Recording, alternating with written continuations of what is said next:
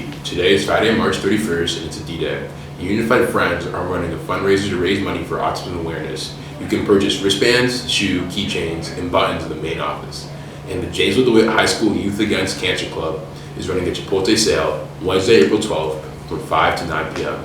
Look for flyers around the school for the code. Have a great day, JD.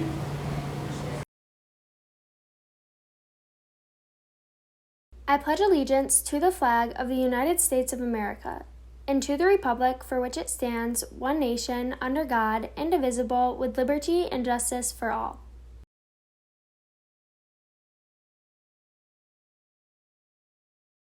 Here are 10 pranks you can pull on your family or friends this April Fool's.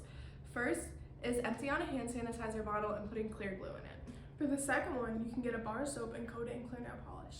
For the third one, you can take off your shower head and put Kool-Aid in it, so when you screw it back on and someone goes to take a shower, Kool-Aid comes out. For the fourth one, you can get an Oreo and scrape out the filling and put white toothpaste in it instead. For the fifth one, you can take a hairdryer and put baby powder in the back, so when someone goes to blow dry their hair, all the baby powder comes out. For the sixth one, you can decorate a water balloon as a cake and have someone else cut into it.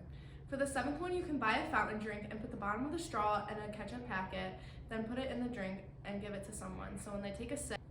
For the eighth one, you can get a container such as shampoo, unscrew the lid, put plastic wrap over it, screw the lid back on, and so when they try to squeeze out the product, nothing comes out. Redo that.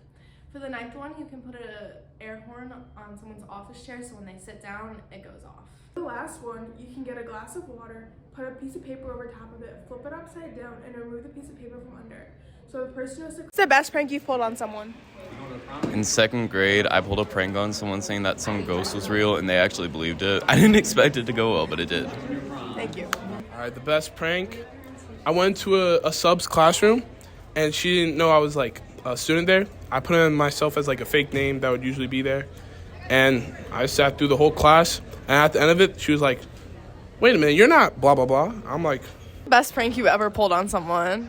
I remember when I was younger, I pretended to lay dead, and I put like ketchup and like a butter knife on the side so my parents would see.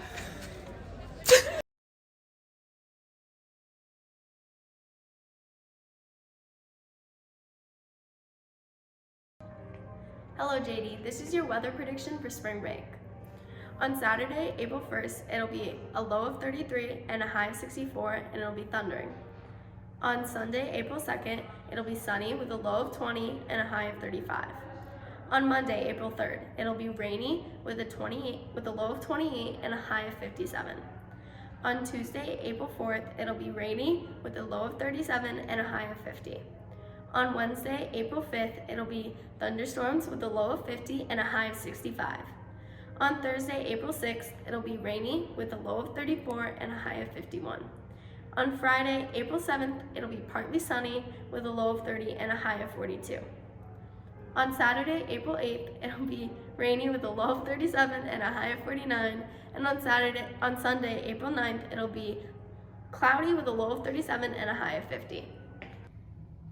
Now that you've heard what your weather will be for spring break, here's some suggestions for activities you can do. If it's warm out, you can go to Rosamond Gifford Zoo. However, if you want something different, the Wild opens for weekdays and Saturdays starting the first week of April, so you can go there. Another suggestion is you can go for a walk. Some recommendations we have for where to go for a walk is Limestone Creek in Manlius, Link Trail in Chittenango, and Fiddler's Green Park in Janesville. Another place you can go is the Farmers Market. Personally, we recommend CNY Regional Market by Destiny, and you can also go to any sports games going on. If it's cold out, some recommendations we have is you can go to the movie tavern, and some specific movies we recommend is Megan, Shazam, and Everything Everywhere All at Once. Another activity you can do is you can go bowling. Personally, we recommend AMF in Mattydale. You can also watch sports games that are on TV, and if you want some fun places to go eat, we have breakfast at the Daily Diner in Manlius, we have lunch at Oh My Darling, and dinner at Dulce Vita. Have a good week, JD. The Women's March Madness NCAA tournament is coming to an end as the Final Four matches are taking place on the 31st. Here's a recap of what has happened so far. In the first round, number 12 seed Florida Gulf Coast beat number 5 seed Washington State by 11 points. Number 12 seed Toledo had an upset win against number 5 seed Iowa State.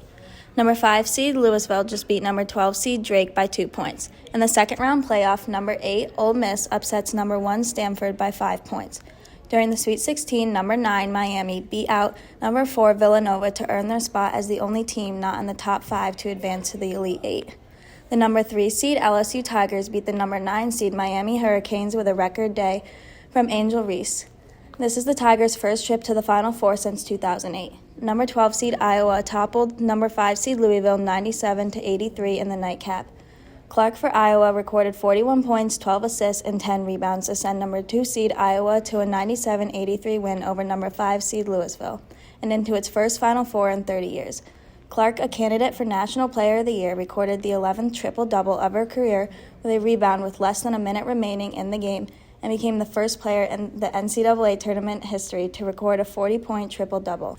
The Final Four playoffs start with number 1 Virginia Tech versus number 3 LSU at 7 p.m. and number 1 South Carolina versus number 2 Iowa at 9:30 p.m.